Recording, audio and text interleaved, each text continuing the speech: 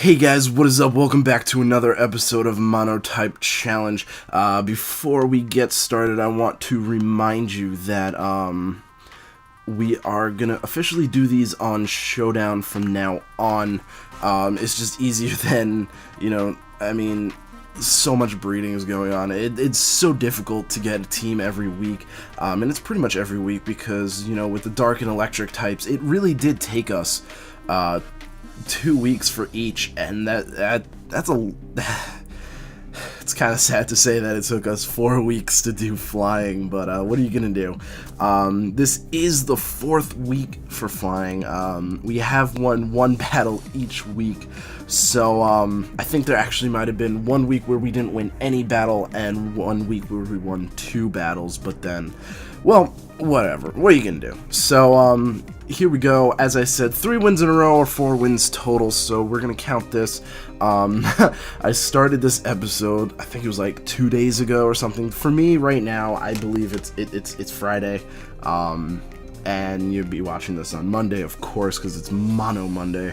And I recorded this, I think it was on Wednesday, and I went today to edit it so I can upload it ahead of time, because I am going to be at regionals this weekend, and didn't capture any audio, which was really discouraging. But we did win the challenge through that, which is very unfortunate, but we're gonna do this again because I'm very confident in our abilities to get through this battle. So I'm gonna hit look for a battle. I also did this again today, which is Friday, and as soon as I hit it, they're like, server shutting down, we cannot accept any battles at this point. I'm like, oh, come on, So we're looking at this team. This is a Trick Room team. I'm gonna say that really quick and really blunt, although to be quite honest, his team doesn't really have any abusers of Trick Room. I say it's Trick Room because of that Slow King Aromatisse. You don't see Aromatisse or Slow King doing anything else really, so I think it's a safe guess to say that this is Trick Room indeed. We do have flying, but he, other than his Rotom Wash, which does give us immense amounts of problems, he doesn't really have anything to hit us with. So I'm going to suggest we start off with our Aerodactyl. Yeah, Aerodactyl is going to be useful against a majority of things that he brings, especially if he brings Trick Room. And then we're gonna have to put Gliscor in the back, and I think we're gonna have to put it in the back with our Gyarados. But I'm gonna bring in Dragonite right here because I think that's gonna be very helpful. Gliscor in the back, and then looking at his team, I definitely think Gyarados is gonna be very important. So he brings out his Kangaskhan Aromatisse lead. I think it's very clear that he's going to be going for the fake out. So my best bet is to just double attack this Aromatisse. I can't Dragon Claw it. I'm going to just double attack the Aromatisse. I'm really hoping to get that Sky Drop off. Yes, we're going to get that Sky Drop off. He's not going to be able to get that Trick Room off this turn, which is very, very, very fantastic for us. I'm also gonna go for, I'm gonna bring in Gyarados over here. I don't want to lose Dragonite right away. Dragonite is a pretty good, excuse me as I fix myself, is pretty good for handling Kangaskhan. I mean, not the greatest, of course, but obviously here it's pretty safe to assume that his Kangaskhan and Aromatisse will be outspeeding Aerodactyl, but I don't think there's much we can do about that, so I'm going to go for another Sky Drop on the Kangaskhan, and I'm also going to, I can't taunt anything here. I'm going to go for Waterfall on the Aromatisse. He goes for Draining Kiss, which shouldn't do too much, but our Gyarados is pretty slow, so we actually do get a chance to go first. He actually doesn't end up killing our Aerodactyl, so Skydrop will bring him up and remove him for 1 round. Waterfall did around 40%, almost. It looks like it has about 40%, just enough to take this out. He's going to go for a Draining Kiss, very obviously. But, no, he actually goes for a Protect. That is not too bad. I just hit my desk. Alright, so Skydrop's not going to do enough. I don't have a Kangaskhan counter. There is no Kangaskhan counter in this game. I'm going to go for Skydrop once more and Waterfall once more. We most likely won't take out the Aromatisse this turn, but we can do an Extreme Speed next turn. As long as he does not kill our Gyarados. So, let us hope. He does switch out into Rotom Wash, which is very, very unfortunate. But he goes for Power Up Punch again. I'm not really sure what he's expecting to do. But with Trick Room only having one more round left, I'm actually just going to protect here and hope for the best. Our Aerodactyl will most likely go down this turn. Probably not, actually, because Trick Room is still in play. Let's see what he does. He doesn't get a chance to attack, so we actually get a chance to attack first. I'm thinking he might go for... I'm gonna actually just...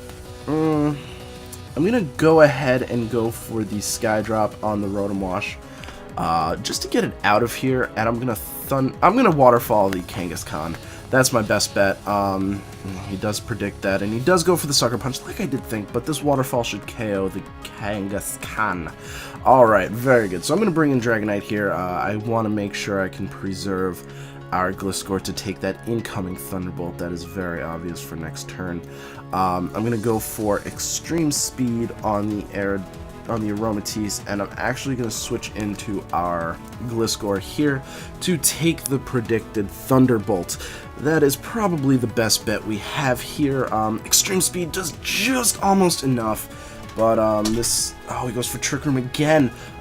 Extreme Speed did a maximum of 29%. This should be enough to take it out, and I'm actually just going to go for a Toxic on the Rotom Wash. I think I can survive a Hydro Pump. If not, I do have Gyarados. Oh my god, I survived it with 4. That is so happy. So now, he still has a Sableye. I actually did not realize that. I'm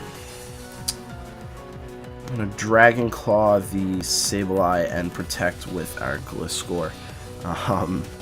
Fakes out the Gliscor, Thunderbolts the Dragonite, and we Dragon Claw the Sableye. I'm assuming he might go for Will-O-Wisp.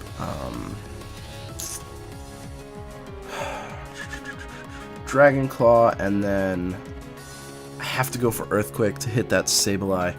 I think Fake Out might be his only attack. It is his only attack. Thunderbolt shouldn't KO us. It doesn't. I go for the Earthquake to hopefully put the Sableye at a point where if we double attack it once more, it actually won't do too much. I think we can actually stall this thing out. I'm going to go for Dragon Claw once more. Well...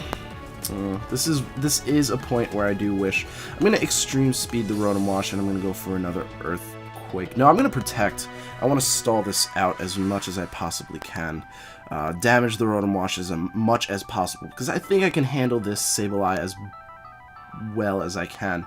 And the fact that he doesn't actually attack us right there gives me a good option to just go for that. I'm going to... Yeah, he doesn't have another attack, so I'm going to go for Earthquake. Dragon Claw KOs the Rotom Wash, which is great, and the Earthquake will do enough damage to bring us to this point. He does have Foul Play. I'm kind of surprised he hasn't used it yet, but I'm actually going to taunt him.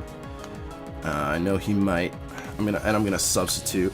The reason for that is so he doesn't get any extraneous damage on us. He does go for Foul Play, which will kill our Gliscor, but I'm actually Gyarados, right?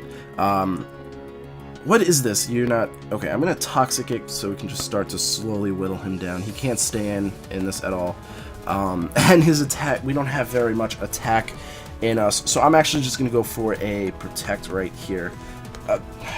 You know, Showdown really does glitch a little bit. My guy's clearly dead, so he goes for the Foul Play. His only option right now is to go for attacks, except for he just taunted, and he forfeits. So we do win. I do believe that we would have won that regardless of his forfeiture. Is that even a word? I don't know. It sounds right, so we will go with it. So that's all I got for you guys today. Thank you guys so much for watching. Next week we will be tackling Fire. when I do make the announcement for the tournament, we will most likely be doing it on a Sunday. That is my most free day. I have literally the entire day free. It will be an entire day affair, but it will definitely be after one of our first streams. So once I can get that working, we will do that. That's all I got for you guys today. Thank you so much for watching. I hope you appreciate this series as much as I like doing it, and I hope you guys still appreciate it, even though we are moving away from Wi-Fi. I have 2 more series that I will be announcing in the near future. I'll probably be announcing one of them this week. I've already announced both of them, but I mean, like, actually announced it. So I will probably be starting up this week, and I will also be starting up the other one most likely in a week from this Wednesday. So thank you guys so much for sticking around, listening to me talk. This has probably been a shorter episode than normal. We only got 1 battle done, but that's fine. We won. I really wish he would have kept going, but I mean, I'm pretty sure we would have won that. Stalling out wasn't taunted, but eventually we would have won. So thank you guys so much for watching, and I hope to see you at the next video. Peace.